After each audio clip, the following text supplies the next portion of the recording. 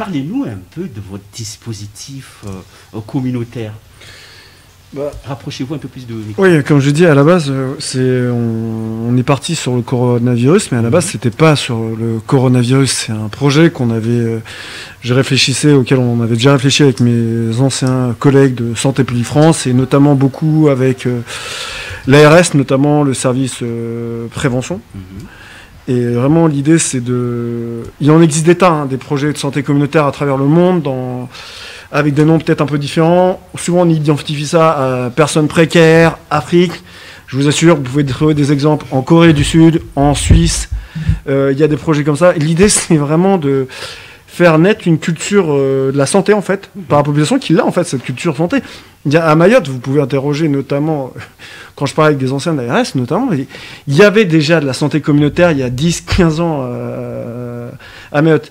Il n'y avait pas forcément tout le système de soins que vous aviez, mais il y avait vraiment une culture santé. On savait, oui, il y avait sur la prévention, sur des connaissances sur les maladies. Il y avait déjà Donc l'idée, c'est il y a quelque chose qui existait déjà, notamment, je crois que j'en pense de certaines personnes qui travaillent dans les PMI, qui existait déjà, et c'est juste d'essayer de le faire renaître, de proposer aux gens, écoutez, vous avez les connaissances, partageons-les, créons cette culture santé, là comme on est en train de faire ici.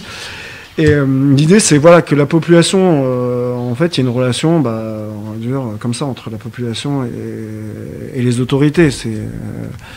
J'ai identifié un problème de santé, et avec différents partenaires, que ce soit les mairies, les associations, l'ARS, on trouve des solutions ensemble, des premières solutions, du premier recours.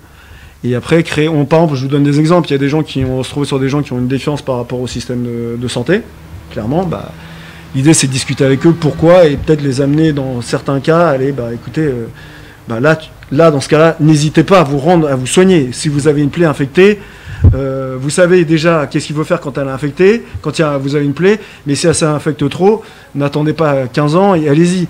Ou savoir reconnaître ce que c'est une pathologie. Là, on se rend compte que au niveau de la dengue, et vous étiez là la semaine dernière avec ma collègue Marion, mon ancienne collègue Marion, il y a quand même des gens qui commencent à reconnaître cette pathologie. Et là, l'idée qu'on veut, c'est que les gens aient cette culture, connaissent cette culture santé.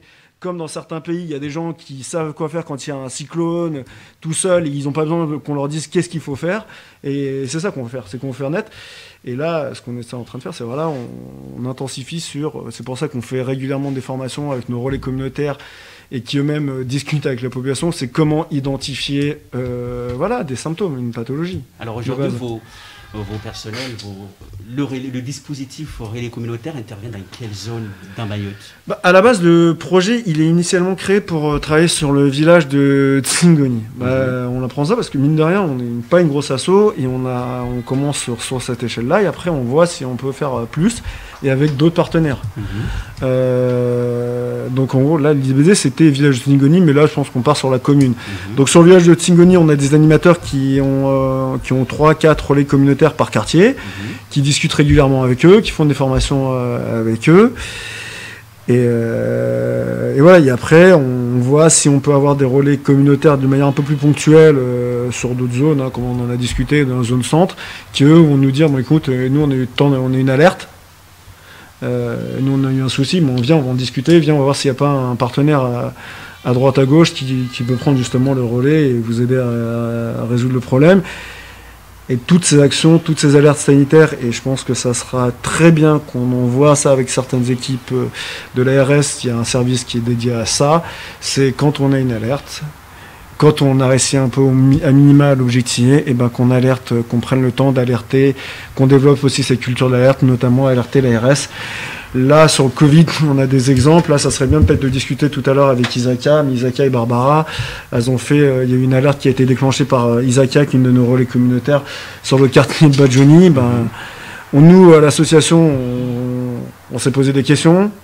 On avait des doutes. On a posé des questions à Barbara et à l'ARS. On a même demandé l'expertise de Santé publique France. Il y a eu une discussion et plus tard, on a déclenché, ce qui a été déclenché, c'est une campagne de dépistage au niveau du quartier de Badjoni. Là, je parle du Covid, mais ça peut être le cas il y a d'autres pathologies. Barbara a travaillé dernièrement sur la typhoïde. Et il y a des pathologies qui, je suis désolé, je vais être horrible, mais on est en zone tropicale certes, mais il y a des pathologies qui sont encore là, je me rappelle, on a des prévalences, comparé même à d'autres départements d'outre-mer, qui sont sur des pathologies tropicales qui sont largement plus élevées.